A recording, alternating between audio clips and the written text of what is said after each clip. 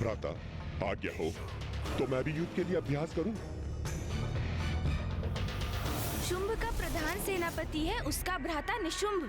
विलक्षण है इनका युद्ध कौशल। विरोधी योद्धाओं को अपने दानवों से असमंजस में डाल देते हैं ये, क्योंकि इनका सामना करते हुए ये ज्ञात करना असंभव है कि उनका अगला वार क्या होगा। सावधान सेनापति रक्तबीज!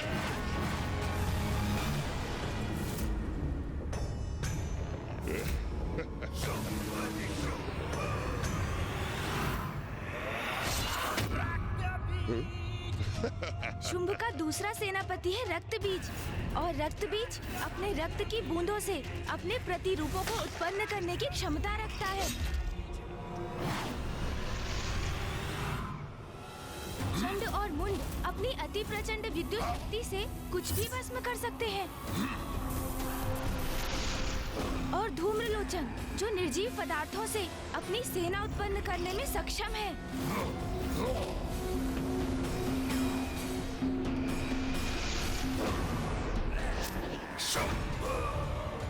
और शुंभ जो अपनी स्तंभन शक्ति से विरोधी योद्धाओं को स्तंभित कर सकता है।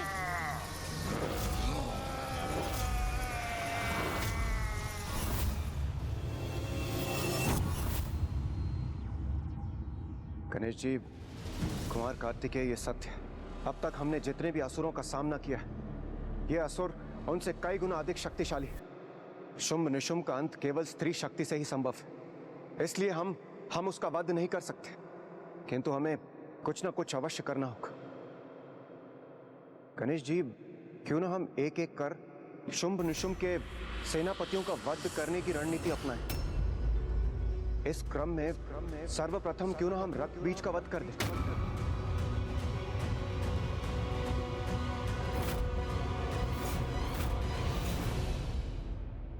रक्तबीज का वध तो मुझे असंभव प्रतीत हो रहा है। क्यों गणेश? क्यों असंभव है उसका वध? हाँ गणेश जी, इतना शक्तिशाली क्यों है? कौन है ये रक्तबीज? प्रतीत होता है कि माता ने उन्हें जो शक्ति प्रदान की है, उसकी सहायता से गणेश जी ने उस रक्तबीज के विषय में सब कुछ ज्ञात कर लिया है। आप सर्वथा उचित समझे ऋषिवर। असुर सेनापति रक्तबीज का जन्म ऋषि कश्यप और माता दनु के पुत्र रम की चिता से हुआ था, और रक्तबीज को प्राप्त शक्तियों के पीछे पिताश्री का ही आशीर्वाद है। हाँ भैया, उसने महादेव की घोर तपस्या की।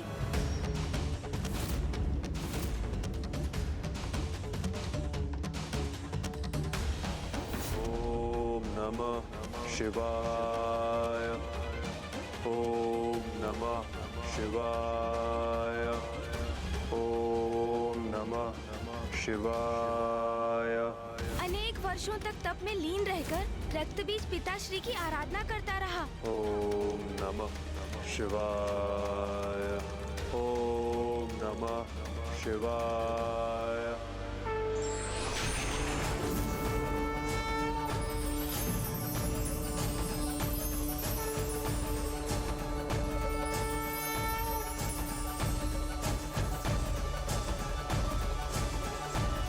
प्रणाम महादेव। मैं तुम्हारे तप से प्रसन्न हुआ।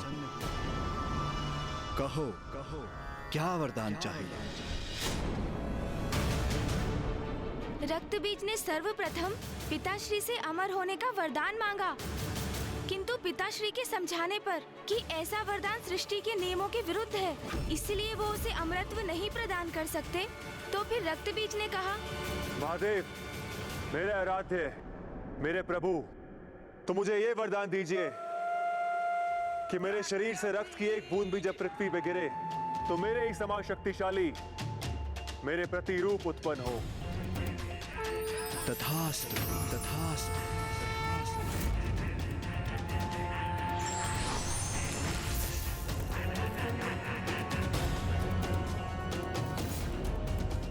आज रक्तबीज नाम है मेरा, जो शत्रु मेरा रक्त बहाएगा। वो मुझे और शक्तिशाली बना देगा। रक्त बीज पर प्रहार होते ही उसके रक्त से उसके समान असंख्य असुर उत्पन्न होंगे और फिर उन असुरों के रक्त से भी और असुर प्रस्तुत होंगे। और यही वरदान पिताश्री ने दिया। इसलिए मेरे अनुसार इससे युद्ध कर इसका वध करना अत्यंत जटिल कार्य है।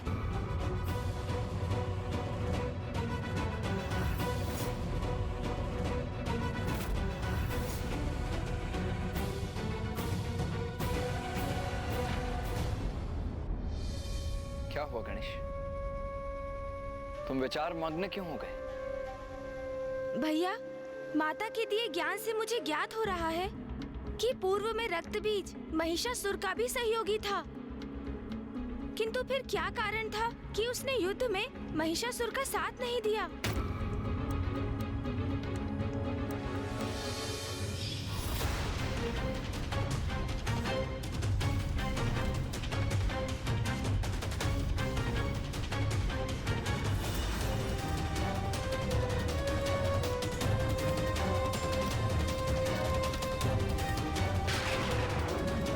कदाचित युद्ध से डरकर ही वो लौट गए होंगे। क्या? रक्त बीज भयभीत होकर युद्ध से पीछे हट जाए? वो ऐसा योद्धा तो प्रतीत नहीं होता गणेश। अवश्य महिषासुर और उसके बीच कोई ना कोई मतभेद रहा होगा। किंतु कुमार कार्तिकेय, उसने महिषासुर का साथ छोड़ भी दिया तो उसमें हमारा क्या लाभ? क्योंकि वो अब भी दुष्टता का ही साथ दे रहा है। वो शुंभ निशुंभ का सेनापति बन बैठा है। शुंभ निशुंभ और रक्त बीज के समान वरदान प्राप्त करने में चंड और मुंड भी पीछे नहीं है। उन्होंने अपनी तपस्या से ब्रह्मदेव को प्रसन्न किया और उनसे वरदान प्राप्त किया जो उनकी अपार शक्ति का स्रोत है। देवराज इंद्र, शुंभ और निशुंभ आपके प्रबल शत्रु हैं, क्योंकि आपने उनके भ्राता नमुची का वध किया था।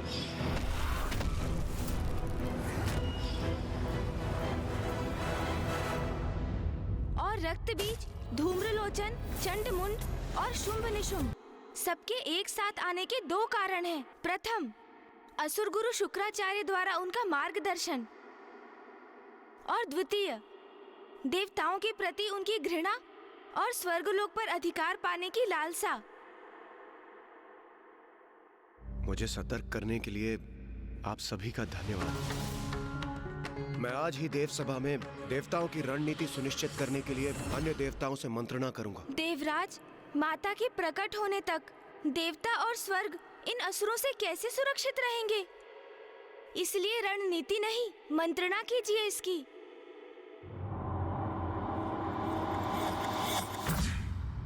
उचित है, सर्वथा उचित है प्रथम पूज्य गणेश का सुझाव।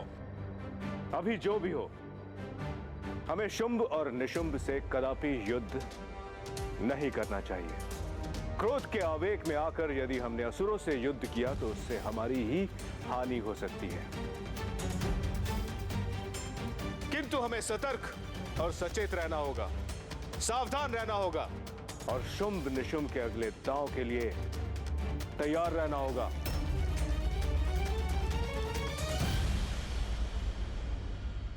देवराज की जय हो। देवराज,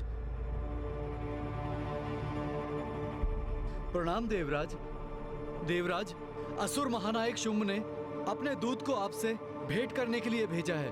वो द्वार पर आपकी अनुमति की प्रतीक्षा में है। उन्हें यहाँ राजसभा में प्रस्तुत किया जाए। जो आज्ञा। दूत भेजें? किंतु देवगुरु बृहस्पति, शुंभ ने अपने दूत यहाँ क्यों भेजे होंगे? कारण जो भी हो देवराज, हमारा सतर्क रहना ही उचित होगा।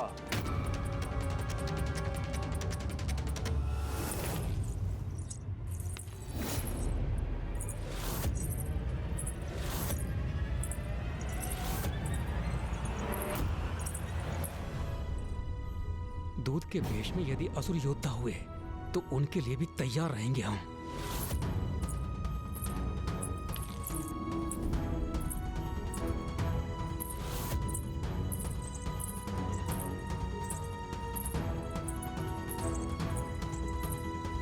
कारण रहे। आप सभी चौकन्ने रहिए, किसी भी प्रकार की परिस्थिति के लिए तैयार रहे, किंतु आक्रमण तभी कीजिएगा जब मैं संकेत दूं।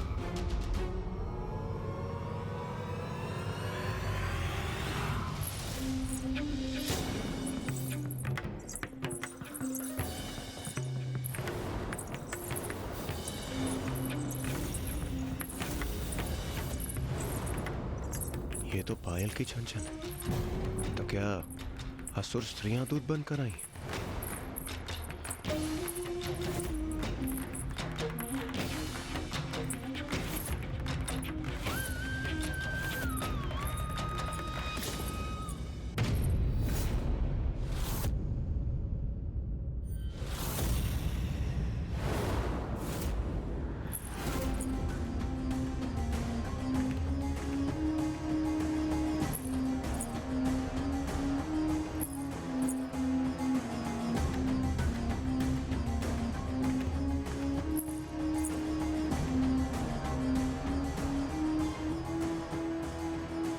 सावधान देवराज, सावधान। इस सुंदरी के रूप में असुरों का छल हो सकता है ये।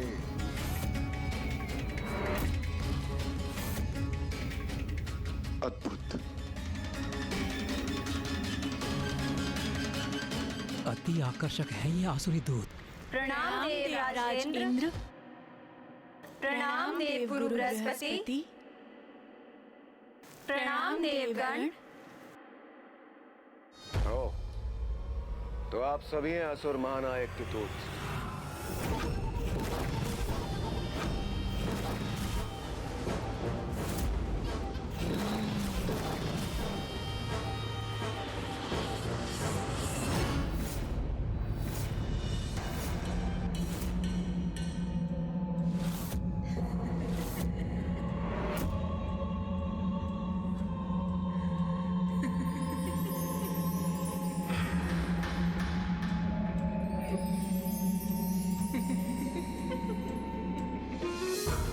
विश्वास नहीं होता, आसुरी स्त्रियों का इतना अद्भुत सौंदर्य। हाँ देवराज, मैं स्वर्णलता हूँ और मैं तरंगिनी हूँ।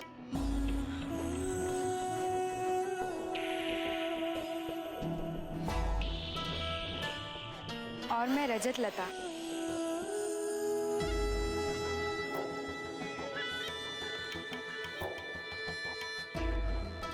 और मैं कोमलांगी हूँ।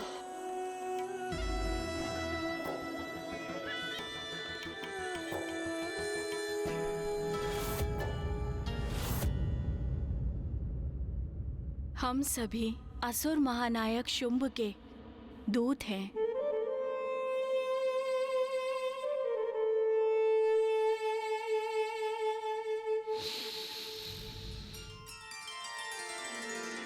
रात की रानी की सुगंध का विस्तार हुआ है, जो मेरे लिए अत्यंत प्रिय पुष्प है। और मेरे भी। स्वर्ग की अप्सराओं से भी अधिक सौंदर्य है आप सभी का। मुझे ज्ञात नहीं था पाताल के गर्भ में भी इतना अनुपम सौंदर्य छिपा है। आपको ज्ञात होता भी तो कैसे देवराज? आप कभी पाताल आने का कष्ट ही नहीं करते। अब आप सबसे भेंट हो ही गई है, तो देवराज इंद्र को ये कष्ट अवश्य उठाना होगा। असुर महानायक ने अपने दूत यहाँ स्वर्ग क्यों भेजे हैं? क्या कारण है आपके यहाँ आगमन का? मित्रता का संदेश भेजा है असुर महानायक शुंभ ने। वो अपने राजभवन पे एक महाउत्सव का आयोजन कर रहे हैं, जिसके लिए सभी देवताओं को उन्होंने आमंत्रित किया है।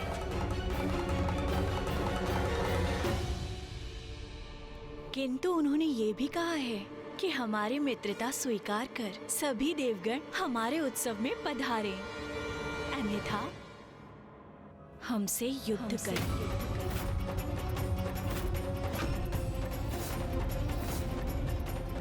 असुर उत्सव में भाग ले, अन्यथा असुरों से युद्ध करें।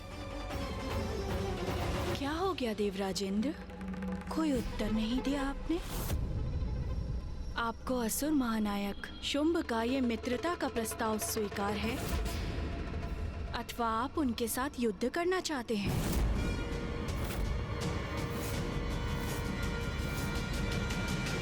कहिए, हम आपका क्या संदेश लेकर जाएं उनके समक्ष? अरे स्वर्णलता, तुम भी ना, ये कैसा प्रश्न पूछ लिया तुमने? क्या हुआ रजतलता? क्या हमने देवराज से कोई अनुचित प्रश्न पूछ लिया? अरे देवराज इंद्र है स्वर्णलता, अत्यंत रूपवान, अपनी तेज से किसी को भी मोहित कर लेते हैं। सुकोमल प्रतीत होते हैं किंतु भीतर से अत्यंत कठोर। ये भला किसी से मित्रता क्यों करने लगे? उचित कहती हो रजतलता। मैं तो इनके रूप पर मोहित हूँ, इसलिए विश्वास कर लिया था कि ये हाँ ही कहेंगे। किंतु मैं एक तुच्छ दासी मात्र हूँ, और ये कहा सर्वसमर्थ देवराज इंद्र। अरे तुम किस भ्रम में पड़ गई हो?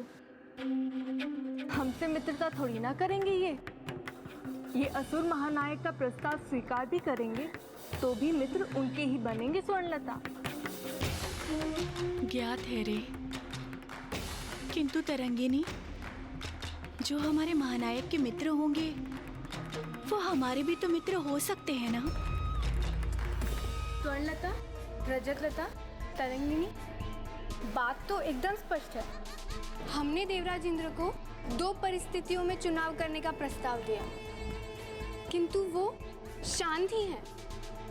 तो उनका शांत होना तो यही संकेत देता है ना, ना ही वो असुर महानायकों से मित्रता करने के इच्छुक हैं, ना ही उन्हें हमारी मित्रता का कोई मोह। अब तो हमें शीघ्र ही जाकर असुर महानायक शुंभ को ये संदेश दे देना चाहिए कि इंद्रदेव ने उनकी मित्रता को ठुकरा दिया।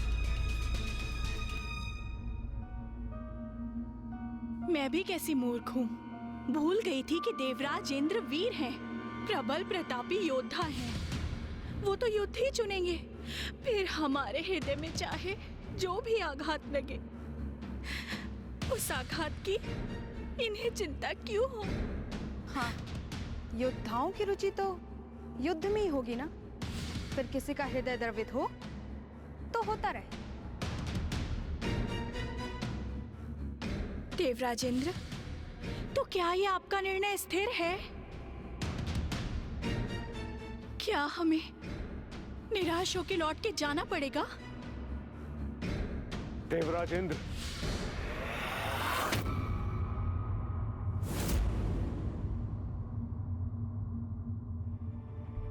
रुक जाइए, रुक जाइए, रुक जाइए।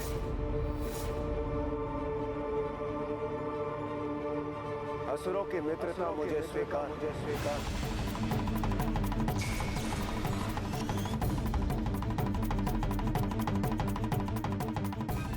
क्या कह रहे हैं देवराज?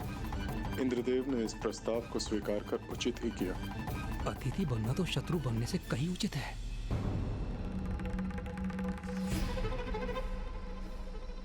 हाँ देवराजेंद्र, आप अनुमान नहीं लगा सकते कि आपने कितनी प्रसन्नता दी है मुझे। मेरे आनंद की कोई सीमा ही नहीं है। मेरी राजसभा में मैं भला आपको कैसे निराश कर सकता था?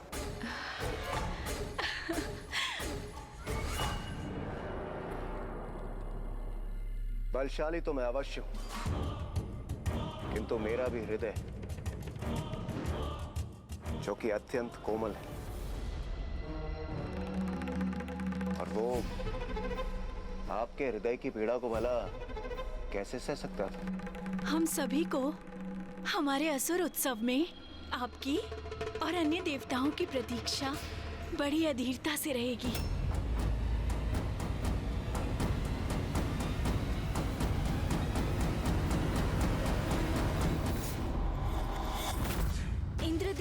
क्या कर दिया?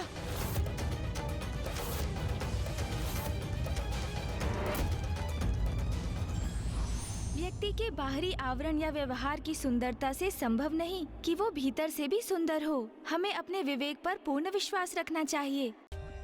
For more updates, subscribe to our channel, click the show links and enjoy watching the videos.